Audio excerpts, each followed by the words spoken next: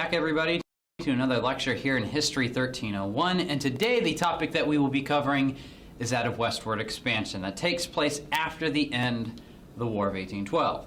Now, after the end of the War of 1812, we'll see tens of thousands and later hundreds of thousands of Americans as well as immigrants begin to traverse out west beyond the Mississippi River into the lands of the Louisiana Purchase, as well as even beyond out into the Oregon country and into the American Southwest. And all this will be influenced by events that we're developing back at home, but also because there will be a new sense, a new idea instilled in Americans that it was their destiny to create an empire of liberty to expand across the continent. But anyways, before we start talking about this idea that will be known as manifest destiny, we need to talk about the motives for many of these settlers to go out into the West, to risk their lives, to completely change themselves. Well, there are several motives of why we'll see people begin to go out into the West after the end of the War of 1812. The first and most obvious reason for many Americans is there is plenty of land that will be out in the West. Now, by the 1820s and the 1830s, we start to see that many immigrant groups as well as American settlers had already heavily settled the American Northwest in regions like Illinois, Indiana, and Iowa, which was considered the American West at the time. And there was beginning to be a land shortage, I guess you could say, within those regions. And so they will look beyond the Mississippi River to where regions, a part of that Louisiana Purchase, were relatively unsettled. And not to mention, at that same time, as there was starting to be less and less land back over in the east, we also start to see that there will be new reports coming from those regions telling the American people that there was rich, fertile farmland in places like Oregon, as well as out in the Great Plains, and quickly Americans will look to take advantage of this. However, the biggest reason to what's going to motivate some of these hundreds of thousands of settlers that would traverse across the Great Plains is to be the new opportunities that this land would present them with. Now, most of the settlement that we'll be talking about today will occur between the late 1830s up to the 1850s. Now, why is that period particularly important for us? Well, it's because back over in the East, back in the United States, the U.S. was undergoing a depression, the Panic of 1837. And so with a financial panic, with debt being widespread amongst average Americans, the best way to seek out new opportunities and kind of revive your status was to go out to the West, to get rich, fertile farmland and start over. So that will influence Americans. Another reason, more controversial reason to why Americans will expand out in the Western territories was to expand the institution of slavery. Now, this will be more important for Southern plantation owners, but they saw the West as a way to continue slavery's existence. As we had seen last time when we were in lecture, slavery was continuing to grow, even though the founders were hoping it was a dying institution because of cotton. And the only way to ensure its survival was to go out to the West. So that will be one motive as well. However, the biggest motive, I guess you could argue, to why settlers will go out into the Western territories is going to be because of this idea I mentioned a moment ago of manifest destiny. Now, the term manifest destiny will be coined in 1845 by one John O'Sullivan, who was a newspaper editor from the state of New York. And in this newspaper article to where he coins this term manifest destiny, it will come in the light of Texas annexation as well as the days just before the Mexican-American War. And in it, he would proclaim that it was America's manifest destiny to spread from coast to coast to create a continental empire to where these lands out in the West that were dying to be conquered, if you will, well, it was Americans' God-given right to take that land. And so he will justify that American expanding out to their west was actually ordained by Providence, that it was their God-given right. And this will influence many Americans. By the 1840s, America viewed itself as an emerging world power, and it had to expand its influence. And through this idea of manifest destiny, Americans looked to go out west to create an empire that would dominate the continent and truly propel America on the world stage.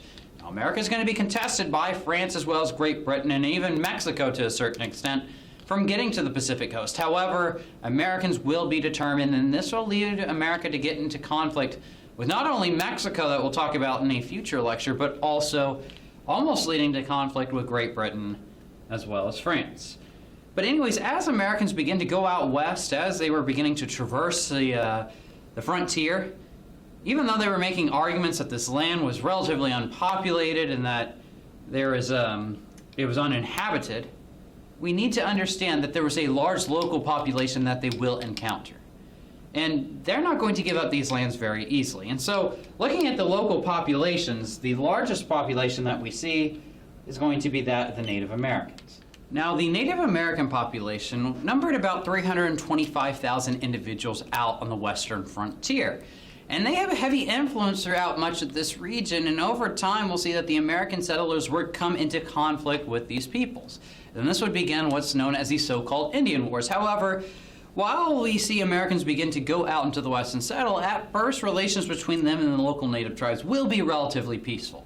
However, by the 1850s that will sour and begin a series of conflicts that would eventually lead to the subjugation of the Native Americans out on the Great Plains. But that's a topic for History 1302. But anyways, Americans would begin to encounter the Native Americans out on the frontier. However, there was another significant population that lived out in the American West as they began to travel into that region. And it would be that of the local Mexican inhabitants. Now, what we need to understand about the American West is regions like California, New Mexico, and Texas. During the 1820s and 1830s, as we start to see American settlers begin to move into those regions, they were not a part of the United States, but rather they were a part of the dominions of Mexico. But Americans, nonetheless, even though this was not their land, they were looking to encroach upon this land. In the case of Texas, to gain rich farmland like what we'd see out in eastern Texas, and in the case of California, gain the port cities like San Francisco that were vital with trade across the Pacific with Asia. And to no surprise, this would eventually get America involved in a conflict within Mexico. And we'll talk about that a little bit later on, but in order to better understand what was developing out in the American West and how the Americans are eventually going to take much of the Mexican West, we need to understand the situation that was developing in Mexico. Now, in Mexico itself, in 1807, they were still ruled by the Spanish, but that will begin to change as we get into the 1810s. Now, in 1807, why I'm pointing out that year in particular is back over in Spain, the Spanish Empire is virtually going to collapse. The reason being is because Napoleon, who was fighting basically all of Europe at this time, will conquer Spain. And when he does this, Spain is going to have to pull back all of its resources and soldiers from its colonies in the New World. By doing this, there will be a falling out of Spanish authority in places like Mexico and other Latin American countries. And by 1810, the Mexican people, seeing the downfall of the Spanish Empire, are going to rise up and revolt. However, this initial revolt would be unsuccessful, but by 1821, Mexico would claim its independence. And very similar to the United States, it would promote a republic at first, even though there would be an empire that would be established, but they would promote a republic, eventually establishing a constitution, having elections, and so on and so forth. However, this is where Mexican history will divert from American history. With the Mexican government that's established in 1821, over the course of the next 25 years, which would get us to the beginning of the Mexican-American War, there will be 20 different regimes in charge of Mexico during this period. It would be filled with political chaos and political disorder. Constantly there would be regime changes, people being thrown into power and thrown out of power. And with this political instability, the American settlers who were just beginning to go into the West were looking to come into this region and take advantage of the situation. And this is what will lead American settlers to both go into New Mexico and then also into Texas. And eventually from there incite a revolt to break away from Mexico, at least a portion of its possessions. And we know that episode as the Texas Revolution. So the Texas Revolution, I could sit here all day and talk about the military aspects, the political aspects that led to the revolution itself, but I just wanted to briefly highlight what begins to occur. Now, by 1823, one Stephen F. Austin, after his father Moses Austin had died after getting a land grant, will bring American settlers, about 300 American settlers, into eastern Texas as a part of a land grant he had gained from the Mexican government. After this initial impresario, which is what these land grants were called, we would then see that the Texas colony would begin to expand, and tens of thousands of Americans would arrive in this region because they were being given benefits from the Mexican government to come settle Texas. All they had to do is when they arrived in Texas, as American settlers had to agree to convert to Catholicism and also agree not to bring in any of their slaves. Now, they're not going to actually practice this, but on paper, if they did this, they would then be free from paying tariffs in Mexico, and they would be basically allowed to govern their population as they pleased. Now, the reason for this is because the Mexican government viewed these American settlers as a buffer state between them and Comanche Indians to the north, who were raiding into northern Mexico. So they wanted to put these American settlers in between them.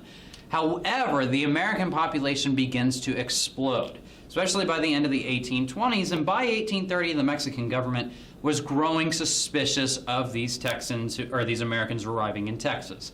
They will then begin to, as I lose this, as I lose that too. They will then begin to take away some of those exemptions that the Texans were previously able to enjoy, and with it they barred all immigrants coming from the United States from entering Mexico or entering Texas. This will lead to a period of tensions between the Texas as well as the Mexican government, to where Texans are going to protest for the restoration of some of the exemptions they enjoyed before. And they would even protest for separate Texas statehood within Mexico. And when I say separate statehood, I don't mean they want to create an independent nation, but rather they want to create an independent state to have more representation in the Mexican government. Well, they will get some of their exemptions reinstated, but they won't become a separate state, and tensions will only continue to mount. And ironically, the Texians are going to help rise to power a politician who will dominate Mexican politics, or at least be at the center of Mexican politics for the course of the next 3 decades. A young Mexican officer by the name of Antonio Lopez de Santa Anna, who promised to basically restore power to the people if he were to be elected to the government. Well, he will rise and be elected to the government. However, instead of being a friend of the people, he'd become a friend of the elites. He'd become a dictator, impose martial law, and rule Mexico in a very brutal fashion. And so no surprise we start to see revolts appearing not just in Texas, but all throughout Mexico because of Santa Anna's rise to power. But anyways, for us, we're focusing on Texas, because Santa Anna, when he sees this revolt rise up in Texas, he will want to crush it. He will send in a Mexican army to crush it in the fall of 1835. However, when they arrive, they will find stiff Texas resistance, and in October 2nd, 1835, the first shots of the Texas Revolution would be fired at the Battle of Gonzales, when Mexican troops were trying to take a cannon that the Mexican government had provided to the town of Gonzales. The Mexican forces would then retreat back into San Antonio, and by the end of the year, the Mexican army was completely out of Texas. But at this moment, as we turn the page from 1835 to 1836, the Texian people, they weren't trying to gain their independence. Merely, they were trying to, very similar to the American Revolution, restore their rights, ironically, as Mexican citizens. However, Santa Anna wasn't interested in this. By January of 1836, after hearing of this crushing defeat in Texas, he would raise an army of 6,000 to 7,000 men, march it north across the Rio Grande, wave the black flag, would not take any prisoners, and he would begin to, hopefully, kick the Americans out of Texas back into the United States. He will first set his sights on San Antonio, which he would surround by February 23rd, 1836. And this is where the famed episode of the Alamo will occur, to where facing Santa Anna's army was only 187 Texans under the commands of William B. Travis, Jim Bowie, and we also see David Crockett there as well. They would be besieged for the next 13 days, but meanwhile, as they were being besieged in the Alamo and calling on the Texas people to send in troops to relieve them, the Texas government at Washington on the Brazos would declare its independence. A few days after that, the Alamo would fall with no survivors. The Mexican army would then turn its attention to march eastward to kick the rest of the American settlers all along a route throughout eastern Texas, kick them out of Texas entirely. And this would begin the runaway scrape. American families would begin to flee as we see Santa Anna's army march eastward. Not to mention the Texas Army, under the command of Sam Houston by this point, will continue to retreat as well. Houston wanting to ultimately retreat across the Sabine River into the United States to get American aid. And another massacre would ensue as Santa Anna marches eastward. At Goliad, another 420 men under the command of one Colonel Fannin would be slaughtered. And this would give rallying cries to many of these Texas troops in Houston's army. Of remember the Alamo, remember Goliad, as Texans were growing very much bloodthirsty and wanting revenge for the events that had occurred during the spring. However, they would have to wait.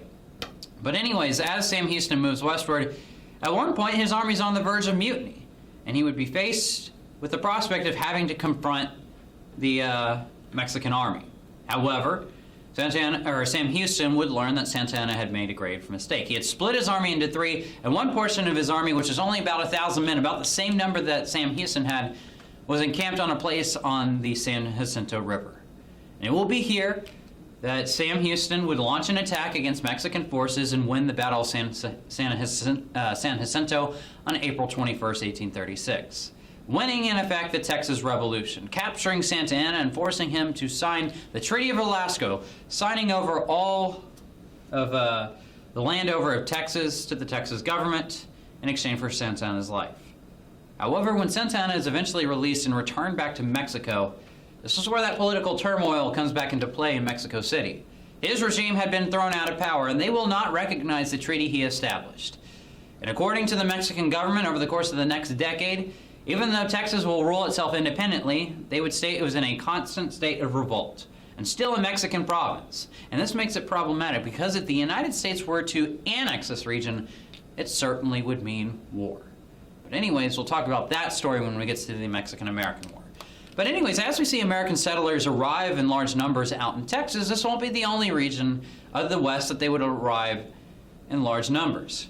Most notably, we'll see that American settlers will begin to arrive over in Oregon in large numbers. Now, the Oregon territory itself, up in the American Northwest, it was jointly occupied by both the British as well as the Americans. But by the 1820s and the 1830s, there will be several expeditions by American settlers, as my light goes out again. There will be several expeditions by American explorers going out into the region documenting that there was fertile land. And by the end of the 1830s, as a financial panic grips the eastern United States, it would influence what's known as Oregon fever. Thousands of individuals are going to want to go out to this region of Oregon to set up their own farms, their own land, and create their own new lives, as many of them were being thrown into jail and debtor's prison. And tens of thousands of individuals would begin to traverse what's known as the Oregon Trail. However, this is a relatively difficult trail to cross. It was a 2,000-mile stretch of land that ultimately took about 6 months to travel across. Not to mention they had to go through several geographical environments, not just the Great Plains, but also mountainous regions. And they had to leave at the right point in the year. And many people will die along this route of disease, from Native American attacks, and from several other things. However, even with death being present on the Oregon Trail, this would not deter Americans from traveling out west. And yes, this Oregon Trail that I'm talking about is the same trail that would eventually influence the video game named after it. But anyways, hundreds of thousands of Americans would traverse across the Great Plains during this period and find their way out to Oregon. And it's to no surprise by the time we get to the middle of the 1840s, the United States begins to open up negotiations with the British government to get control of Oregon. And under the presidency of James K. Polk, America, after signing a treaty with the British, will gain the modern-day regions of Washington, Oregon, as well as Idaho. And America will have some territory that expands all the way to the Pacific. However, we will see, when we talk about the Mexican War, that Americans were not just interested in Oregon, they wanted a continental empire. And James K. Polk, the very president that had successfully negotiated taking full control of Oregon, was turning his attention to California.